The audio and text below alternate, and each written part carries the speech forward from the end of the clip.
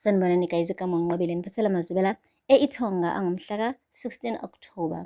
Guys, ubaneleke ubonile ukuthi sengathi umoshile njengoba nje semane wamithisa uZama esemzimbeni kaSanele. Uhambile-ke wayenyangeni le ekuthiwa uJobe, uSithole phela, lo phela obambele uGumede eyocela iy'mpendulo. Semefika nje khona wamthakazela, wambiza ngazo zonke iy'thakazelo zakhe, wamane nje wabheka phansi uSithole wathi, hawu nje.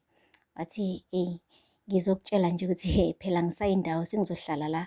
Wathi ngempela. Wathi ya, bake basho nabantu ukuthi yabo emhlabeni ukuhlala uhlale uzogcina usujwayela.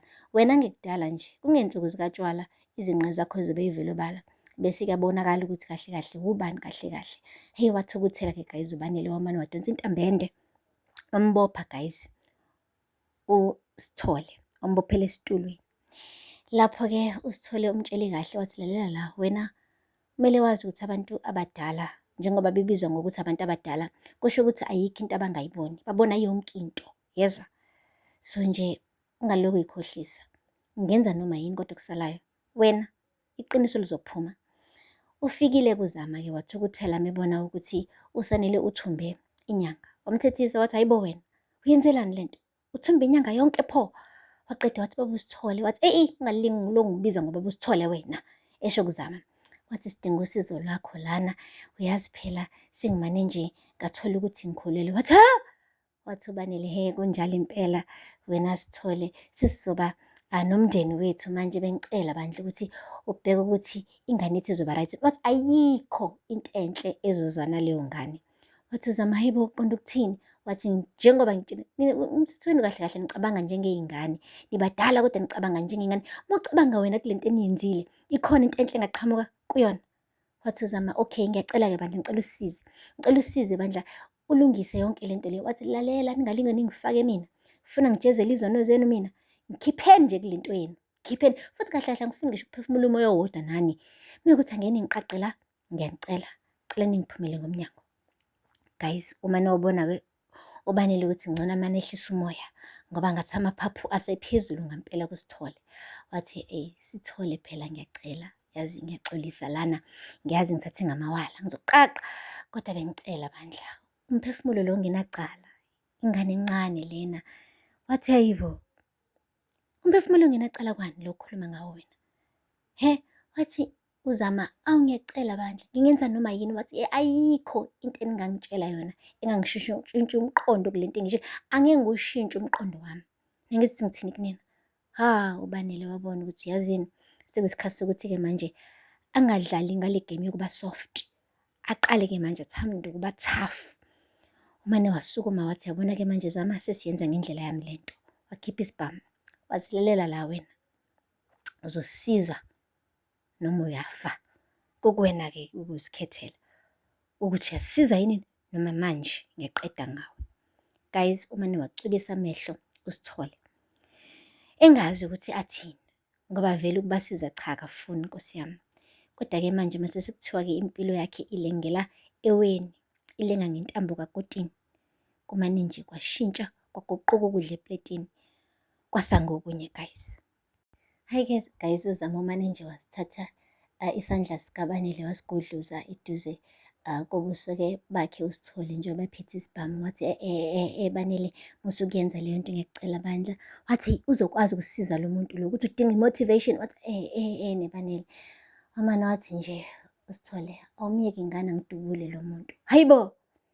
Wathi myeka angidubule ngoba vele lento afuna ukuthi ngiyenze ngeke ngize ngiyenze mina. Hayi, umane wathi uZama, lalela la Sithole, yimina othwele le ngane la, ngitshele mina, tshela mina uma wayo, ngeke ngikwazi ukuthi ngilethe ingane yami ebese ibe isiqalekiso la emhlabeni. Wathi inini enenze lokho? Uyazi mekufika ingane emhlabeni kusuke kuze isibusiso, kuyakhanya egcekeni ekhaya. Abantu abanjengani-ke abenza ukuthi kube khona iy'ngane ey'gcwele iy'qalekiso kulo mhlaba.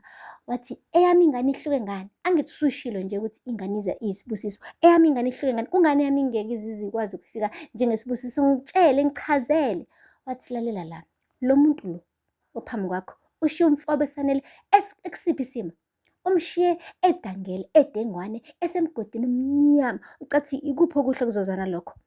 Kuyimanje ubophe mina ngentambo, ungithumbile ngiyinyanga enkulu, kodwa ucabanga ukuthi futhi usalindele iy'busiso ey'zoqhamuka kuphi? Miyeka ngidubule lo muntu, yeka lo muntu angidubule. Eyi guys, uZama wamane waqhaqhazela, qhaqhazela u-girl, ebona ukuthi ngempela yonke into ayishoyo uSithole iyawenza umqondo. Banele upatshazile guys, ubhedile, ulindele okuhle, kodwa-ke umhobholo wakhe ugcine sewenza ukuthi egcine eselahla abantu, bafake emgodini njengobhuti wakhe nje. Wenza izinto ezi-wrong, uthumbe iy'nyanga, like akakwazi ukuthi enze into kahle nje, eqonde nje, like kungabi khona olimalayo. Ufuna nje yonke into yenzeke ngodli, kodwa futhi ulindele ubuhle bodwa. Ama-results amahle awaveli ezenzweni ezimbi guys. UBanele akakwazi-ke kodwa lokho. Anyway, akupheli-ke lapho. Ngapha-ke kodladla, ubaba uDladla-ke uhambile nendodakazi yakhe-ke uMbali baya le koNtanzi-ke beyokhuluma phela indaba ye-protection fee. Bephethe 1,000 bethi nabo bazoyikhokha-ke manje kusukela manje. Washo-ke futhi nanokuthi sezonyusa ngisho ama-price esitolo ukuze bekwazi ukuba nale mali njalo ngesonto ukunikezwa uNtanzi. uNtanzi-ke guys-ke umane wahlina, wamane wathi-ke ayi bandle, i-protection fee bekade iyi-1,000 3 days ago, nina nanqaba ukuyikhokha isinyukile isiwu-3,000 ngeviki. Ha! Wathukuthela uMbali, wathi angizwanga, sizoyithatha yonke leyo mali. Wamane wathi Dladla tshela indodakazi yakho ukuthi kuzomele ayiphante-ke leyo mali ngoba iyadingeka impela. Ngikhipha mina obaba abadala la ukuthi bayoprotecta nina. Sengikhuluma ngabantu abanemindeni ekumele bayigade, imindeni ekumele bayondle. Manje nina nicabanga ukuthi nizokhokha imali encane? Nicabanga ukuthi ngeke niyikhokhe imali? No, kumele nikhokhe u-3,000-ke ngoba niphuzile ukukhokha. Yo guys, amane nje uMbali wabona ukuthi yabo uma kunje akamane aye enduneni ayomceba uNtanzi. Kwasho kona ukuthi nenduna ingaphansi kukaNtanzi, yonke into uNtanzi uyayilawula lapha endaweni ezulwini. Ngisho ephatha igama elithi Ntanzi ngibone nje udlala ibhuluku endodeni. Hey induna guys, kubonakala nje ukuthi nawe uyisabela bandla ngempilo yakhe, noma yini uNtanzi afuna ukuyenza uzomvumela ngisho noma kuthiwa-ke kuyena induna yalapha esigodini ezulwini.